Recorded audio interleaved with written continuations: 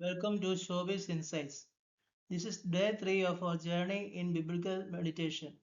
We will reflect verse by verse, reading both in English and Malayalam, so that the word speaks to our hearts in both languages. Through these verses, we discover how God's truth guides us in daily living, shaping our thoughts, actions, and relationships. The portion covered is 1 Corinthians 5 1 to 13. 1 കൊരിന്ത്യർ 5 1 മുതൽ 13 വരെ. Topic in English is expel the immoral brother. മലയാളത്തിൽ ദുർനടപ്പുകാരനെ നീക്കിക്കളയുക. Verse 5:1 says, it is actually reported that there is immorality among you, and immorality of such a kind as does not exist even among the Gentiles, that someone has his father's wife. വാക്യം 5:1 ഇപ്രകാരം പറയുന്നു, നിങ്ങളുടെ ഇടയിൽ ദുർനടപ്പുണ്ടെന്ന് കേൾക്കുന്നു. ഒരുത്തൻ തന്റെ അപ്പന്റെ ഭാര്യയെ വെച്ചുകൊള്ളുന്നത് പോൽ അത് ജാതികളിൽ പോലും ഇല്ലാത്ത ദുർനടപ്പ് തന്നെ.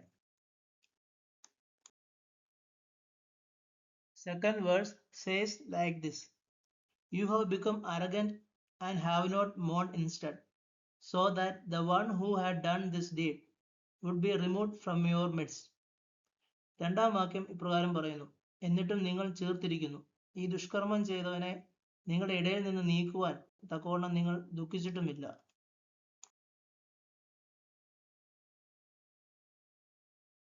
Third verse goes like this, for I, on my part, though absent in body but present in spirit, have already judged him who has so committed this, as though I were present. മൂന്നാം വാക്യം ഇപ്രകാരമാണ്, ഞാനോ ശരീരം കൊണ്ട് ദൂരസ്ഥൻ എങ്കിലും ആത്മാവ് കൊണ്ട് കൂടെയുള്ളവനായി നിങ്ങളുടെ മധ്യേ ഇരിക്കുന്നവനായി തന്നെ ഈ ദുഷ്കർമ്മം ചെയ്തവനെ കുറിച്ച്. Fourth verse can be narrated as, in the name of our Lord Jesus, when you are assembled, and I with you in spirit, in the power of our Lord Jesus. നാലാം വാക്യം ഇപ്രകാരമാണ്, നിങ്ങളും എൻ്റെ ആത്മാവും നമ്മുടെ കർത്താവായ യേശുവിൻ്റെ ശക്തിയോടെ ഒന്നിച്ചു കൂടിയിട്ട് നമ്മുടെ കർത്താവായ യേശുവിൻ്റെ നാമത്തിൽ അവനെ.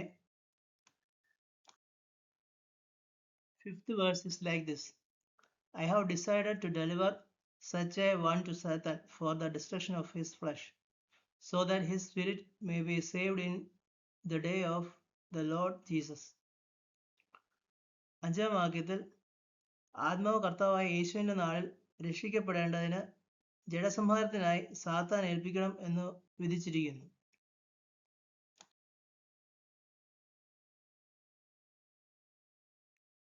Sixth verse is like this, your boasting is not good. Do you not know that a little leaven leavens the whole lump of dough? ആറാം വാക്യം, നിങ്ങളുടെ പ്രശംസ നന്നല്ല, അസാരം പുളിമാവ് പിണ്ണത്തെ മുഴുവനും പുളിപ്പിക്കുന്നു എന്ന് അറിയുന്നില്ലയോ. Verse 7, clean out the old leaven so that you may be a new lump, just as you are in fact unleavened. For Christ our Passover also has been sacrificed. ഏഴാം വാക്യത്തിൽ ഇപ്രകാരം പറഞ്ഞിരിക്കുന്നു, നിങ്ങൾ പുളിപ്പില്ലാത്തവരായിരിക്കുവാൻ തക്കവണ്ണം പുതിയ പിണ്ണം ആകേണ്ടതിന് പഴയ പുളിമാവിനെ നീക്കിക്കളയുവിൻ. നമ്മുടെ പസ്സഹ കുഞ്ഞാടും അറുക്കപ്പെട്ടിരിക്കുന്നു, ക്രിസ്തു തന്നെ. In the eighth verse, therefore let us celebrate the feast, not with old leaven, nor with the leaven of malice and wickedness, but with the unleavened bread of sincerity and truth. എട്ടാം വാക്യത്തിൽ, ആകയാൽ നാം പഴയ പുളിമാവ് കൊണ്ടല്ല, തിന്മയും ദുഷ്ടതയുമായ പുളിമാവ് കൊണ്ടുമല്ല, സ്വച്ഛതയും സത്യവുമായ പുളിപ്പില്ലായ്മ കൊണ്ട് തന്നെ ഉത്സവം ആചരിക്കുക.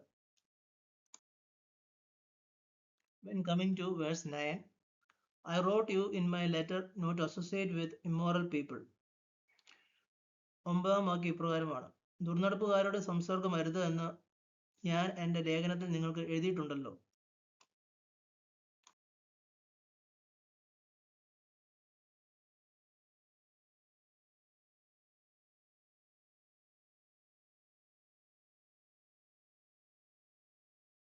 Tenth verse is like this, I did not at all mean with the immoral people of this world, or with the covetous and swindlers, or with idolaters, for then you would have to go out of the world. 10-ാം വാക്യം, അത് ഈ ലോകത്തിന്റെ ദുർനടപ്പുകാരോടോ അത്യാഗ്രഹികളോടോ പിടിച്ചുപറിക്കാരോടോ വിഗ്രഹാദികളോടോ അരുത് എന്നല്ലല്ലോ. അങ്ങനെയെങ്കിൽ നിങ്ങൾ ലോകം വിട്ടു പോകേണ്ടി വരും. 11th verse can be narrated as, but actually I wrote to you not to associate with any so-called brother if he is an immoral person, or covetous, or an idolater, or a reviler, or a drunkard, or a swindler, not even to eat with such a one.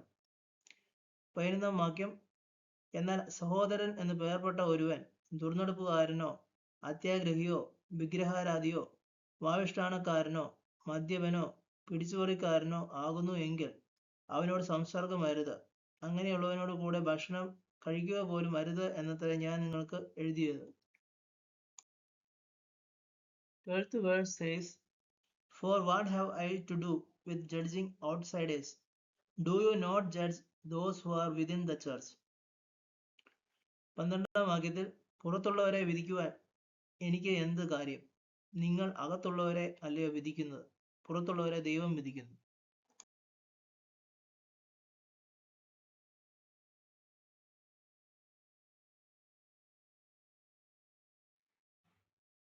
Last verse of the chapter says that, but those who are outside, God judges.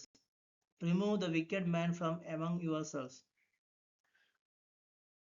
ഈ അധ്യായത്തിലെ അവസാന വാക്യം ഇപ്രകാരമാണ്, ആ ദുഷ്ടനെ നിങ്ങളുടെ ഇടയിൽ നിന്ന് നീക്കിക്കളയുവേൻ.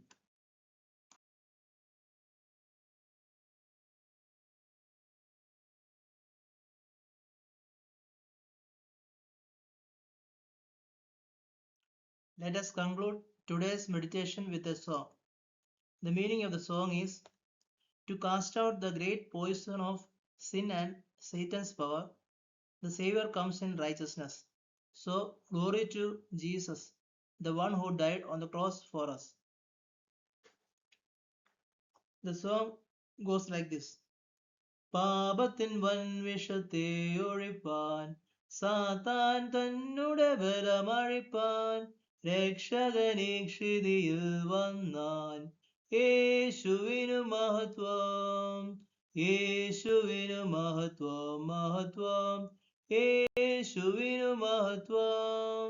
കുരിശിലവൻ മരിച്ചൻപേർക്കായി, യേശുവിനു മഹത്വം. കുരിശിലവൻ മരിച്ചൻപേർക്കായി, യേശുവിനു മഹത്വം.